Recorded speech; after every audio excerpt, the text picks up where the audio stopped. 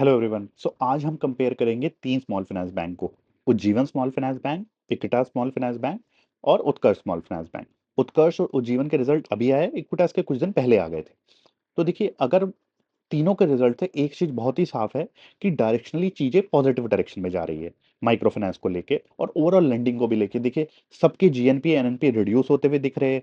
Credit cost भी control होते हुए दिख रही है। और बाकी जो क्वालिटेटिव पैरामीटर्स होते हैं, पोर्टफोलियो एट रिस्क, राइट, पार जिसे बोलते हैं, स्पेशल मेंशन अकाउंट, वो भी रिड्यूस होते हुए दिख रहे हैं। तो इसका मतलब डायरेक्शनली सारे के सारे पॉजिटिव डायरेक्शन है।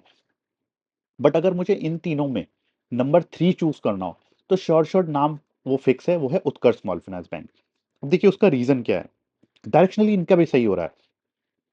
बट देखिए, मेरे को सबसे बड़ी प्रॉब्लम इनके साथ ये है कि इनका जीएनपी एनपी अभी भी काफी ज्यादा है। इनका जीएनपी एनपी जो इन्होंने रिपोर्ट किया है, 7.7 जीएनपी है और एनएनपी है 3.3। और अभी भी ये पैट लेवल पे नेगेटिव है। देखिए, अनएफिशिएंट प्लेयर और भी है। इसके अलावा और भी है जो थोड़े अनएफिशिएंट प्लेयर है, जैसे कि स्पन्ना स्फूर्ति होगी। लेकिन मैक्सिमम प्लेयर ना एटलीस्ट Q4 में प्रॉफिटेबल हो गए।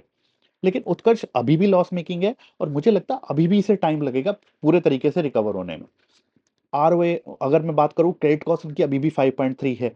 एसएमए कम जरूर हुआ है, लेकिन अभी भी 3.5% है। तो अभी टाइम लगेगा पूरी रिकवरी होने में। तो even if you have to play turn around, then play with the players at least जो पैट पॉजिटिव हो गए, जिसमें ग्रोथ क्लियरली दिख रही है। सेटिन हो गया, स्पंदना स्फूर्ति हो गया, ये एटलीस्ट प्रॉफिटेबल हो गए। बट अगर मुझे इन तीनों में रैंक करना हो, तो डेफिनेटली रैंक नंबर 3 पे जो है उत्कर्ष स्मॉल फाइनेंस बैंक आता है। अब अगर मैं बाकी दोनों की बात करूं, उज्जीवन और इक्विटास, देखिए, अगर कंपेयर करें दोनों को लोन बुक ग्रोथ पे, FY26 में कितनी ग्रोथ दिखाई, उज्जीवन ने दिखाई 27% की और इक्विटास ने दिखाई 21% की। अगर मैं आरओए में कंपेयर करूं, उज्जीवन ने Q4 में रिपोर्ट किया 2.1 का आरओए, आरओए रिपोर्ट किया 17.2।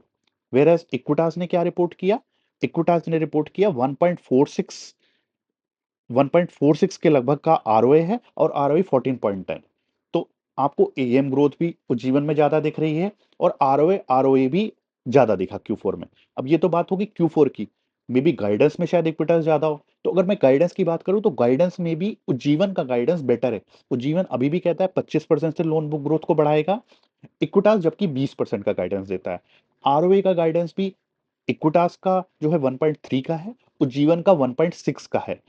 निम्बी, उज्जीवन का गाइडेंस है 8.5 मेंटेन करने का, इक्विटास का है 7%। अब ये निम उज्जीवन के ज्यादा, इक्विटास के इतने कम क्यों है। देखिए, उज्जीवन जो है ना, अभी भी 50% एक्सपोजर उसका जो है माइक्रो फाइनेंस में, जबकि इक्विटास का 10% एक्सपोजर है। अब जिसका ज्यादा एक्सपोजर होगा, क्योंकि माइक्रो फाइनेंस वाले पोर्शन में आपको यील्ड ज्यादा मिलती है, रिटर्न ज्यादा होता है, तो प्रॉफिटेबिलिटी भी आपको उसी हिसाब से मिलती है। इसलिए प्रॉफिटेबिलिटी ज्यादा, प्रोबेबिलिटी उज्जीवन साइड पे दिखती है, इसलिए मुझे वो ज्यादा बेटर प्लेयर लगता है। और ग्रोथ भी वो ज्यादा कर रहा है, एएम ग्रोथ का भी गाइडेंस उसने ज्यादा दिया है। तो ओवरऑल अगर मैं सारी चीजों को देखूं, देखिए, डिस्पर्समेंट में दोनों लोग पुश कर रहे हैं, उज्जीवन इक्विटास भी पुश कर रहा है, राइट।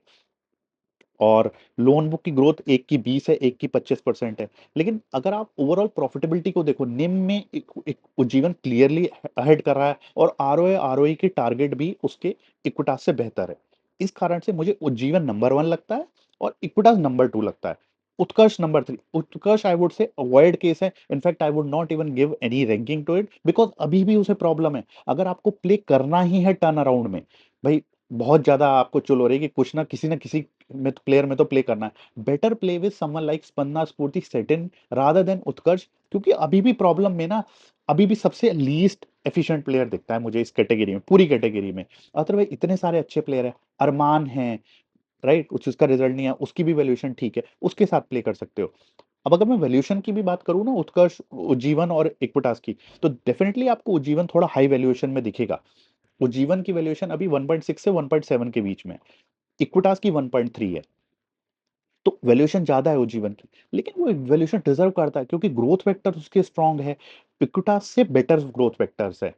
कुछ नेगेटिव पार्ट उज्जीवन के लिए आप ये बोल सकते हो कि देखिए, Q4 में जो इन्होंने आरओए बनाया 2.1, इनका नेक्स्ट ईयर का टारगेट आरओए घटने का है 1.6। अब इसको लेके ना 4-5 क्वेश्चन हुए इनसे जो है कॉन्फ्रेंस कॉल पे, जो इनकी Q4 की कॉल थी।